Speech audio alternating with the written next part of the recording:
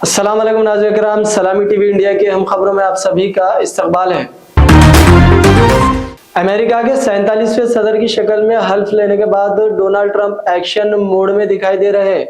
उन्होंने 20 जनवरी को हलफ बर्दारी के फौरन बाद ही कई बड़े फैसले लिए और कुछ अहम कागजात पर दस्तखत भी किए हैं।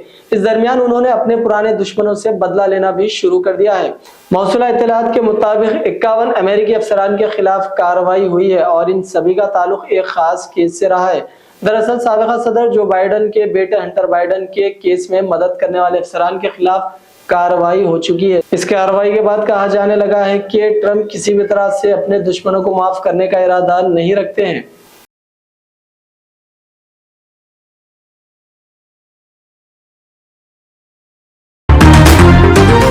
वजीर आजम नरेंद्र मोदी ने रिपब्लिकन पार्टी के रहनुमा डोनाल्ड ट्रंप को अमेरिका के 47वें सदर की हैसियत से हल्फ उठाने पर मुबारकबाद पेश की और कहा, मैं नरेंद्र मोदी दोनों मुल्कों के फायदे और दुनिया के लिए एक बेहतर मुस्तकबिल बनाने के लिए एक बार फिर मिलकर काम करने के लिए मुंतजिर है।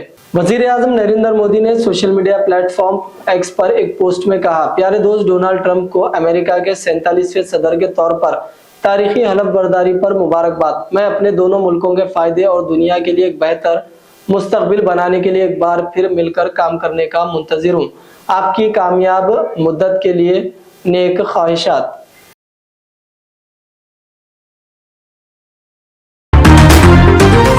जुनूबी ताइवान में ताकतवर जल्जले से लोग लरज उठे। ताइवान में आने वाले जल्जले का असर हिंदुस्तान में भी देखा गया। लद्दाख के लेह इलाके में भी आधी रात को जल्जले के झटके महसूस किए गए। जुनूबी ताइवान में जल्जले की शिद्दत रेक्टल स्केल पर 6.4 थी, जिसकी वजह से कई मकानात और सड़कें मुनहदम हो गई।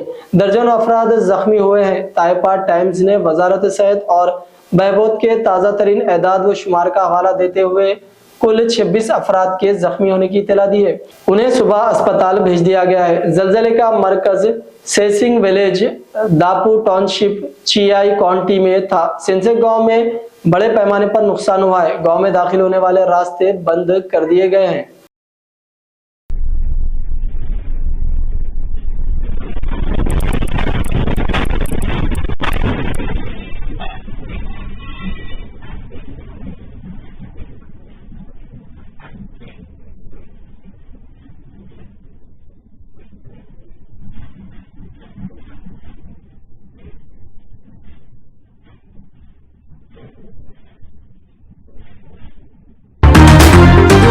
मगरिबी बंगाल हुकूमत ने सियालदा की अदालत से आरजी कार रेप कत्ल केस में मुजरिम संजय राय को उम्र कैद की सजा सुनाए जाने के मामले पर कोलकाता हाई कोर्ट से रुजू किया है।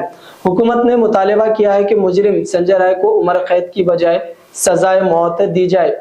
इसके साथ ही हाई कोर्ट के जस्टिस देवांशु बासिक की क़यादत वाली डिवीजन बेंच ने इस मामले से मुतालिक अर्जी दाखिल करने की इजाजत दे दी है। पीर को सियालदा कोर्ट ने आरजी कार मेडिकल कॉलेज में इस्मत दरी और कत्ल के मुलजिम संजय राय को मुजरिम करार दिया।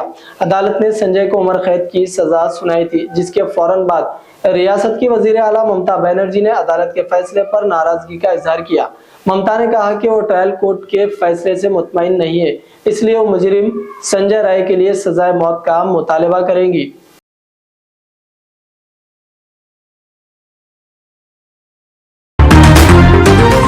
वजीर आजम नरेंद्र मोदी 5 फरवरी को महाकुंभ मेला 2025 का दौरा कर सकते हैं। वहीं मरकजी वजीर दाखिला अमित शाह 27 जनवरी को मेले में शिरकत करने वाले हैं। तवक्को है कि नायब सदर जगदीप धनखड़ भी 1 फरवरी को तकरीब का हिस्सा होंगे। 27 जनवरी को वजीर दाखिला अमित शाह अपने तयशुदा प्रोग्राम के मुताबिक महाकुंभ में शिरकत करेंगे। यूपी के सीएम योगी आदित्यनाथ की जानिब से वक्फ बोर्ड को लैंड माफिया के बराबर करने पर मजलिस इत्तेहादुल मुस्लिमीन के सदर व रुकन पार्लियामेंट बैरिस्टर असदुद्दीन ओवैसी ने कहा, वक्फ बोर्ड एक कानूनी इदारा है जो पार्लियामेंट में कानून पास होने के बाद तश्कील दिया जाता है। मैं इन यूपी सीएम के बयान की मजम्मत करता हूँ। यूपी में वक्फ अमलाक का गजट नोटिफिकेशन जारी किया गया है। यूजर के जरिए वक्फ, अगर ऐप यूजर के जरिए वक्फ को हटा देंगे तो क्या वो गजट नोटिफिकेशन को मनसूख कर देंगे? और हमारे चेयरमैन साहब पाल साहब देंगे। मुख्तलिफ स्टेक होल्डर से, ऑर्गेनाइजेशन से हमारी बातचीत हो रही है। पटना में हुई, कोलकाता में हुई, अब आज उत्तर प्रदेश में है। सर, मुख्यमंत्री योगी आदित्यनाथ का भी एक बयान आया, उन्होंने वक्फ बोर्ड को भूमाफिया बोर्ड कह दिया, क्या कहेंगे सर?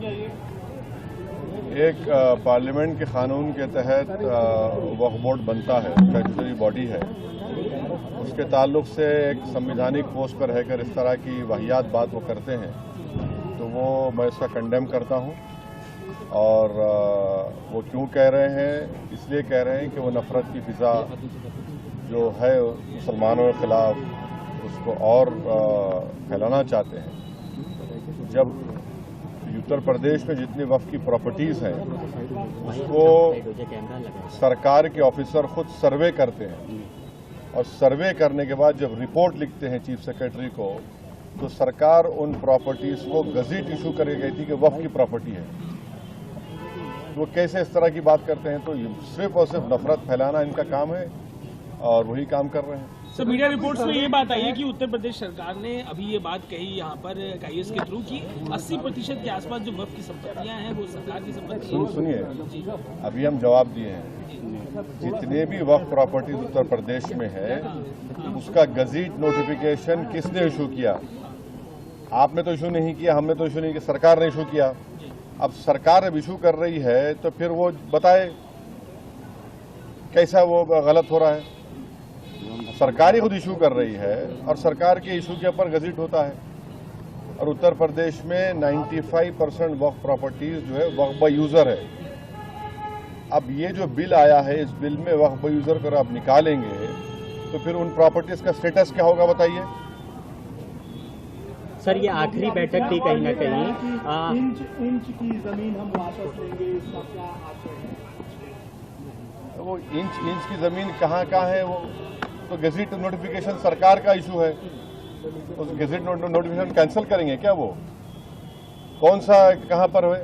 अच्छा, संभल की मस्जिद है, ASI का मॉन्यूमेंट है, और उस मॉन्यूमेंट के 5 फीट के ऊपर आप आउटपोस्ट बना रहे हैं, तो 100 मीटर का कानून लागू नहीं होता उसके ऊपर? क्या बात कर रहे हैं? और फिर वो लोग भी तो, वो जो प्रॉपर्टी है 39A में मुरादाबाद की वक्फ की रजिस्टर्ड है वो। रिपोर्ट कब तक जमा हो सकती है? अब देखिए, अब बजट सेशन के आखिरी दिन तक रेजोल्यूशन से पार्लियामेंट ने टाइम दिया है। अब हम तो हमारे चेयरमैन साहब से रिक्वेस्ट किए हैं कि आप इसको जल्दबाजी मत करिए, पूरा सुनने दीजिए।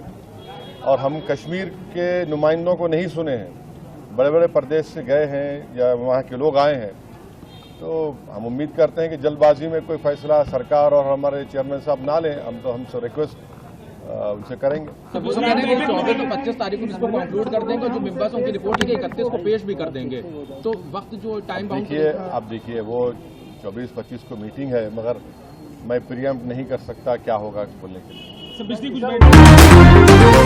ग्रेटर हैदराबाद में बिजली लाइनों को अंडरग्राउंड केबल के जरिए शहर को बिजली तारों से पाक बनाने की तैयारियां शुरू हो चुकी है। वजीर आला रेवंत रेड्डी और नायब वजीर आला भट्टी विक्रमार्का ने तेलंगाना पावर डिस्ट्रीब्यूशन कॉरपोरेशन को हिदायत दी है कि ग्रेटर हैदराबाद में बिजली के अंडरग्राउंड केबल के कामों का जामिया मंसूबा तैयार करे। सदर नशीन व managing director Telangana power distribution corporation Musharraf Farooqui ने ओहदेदारों के साथ इजलास में अंडरग्राउंड केबल के कामों का जायजा लिया।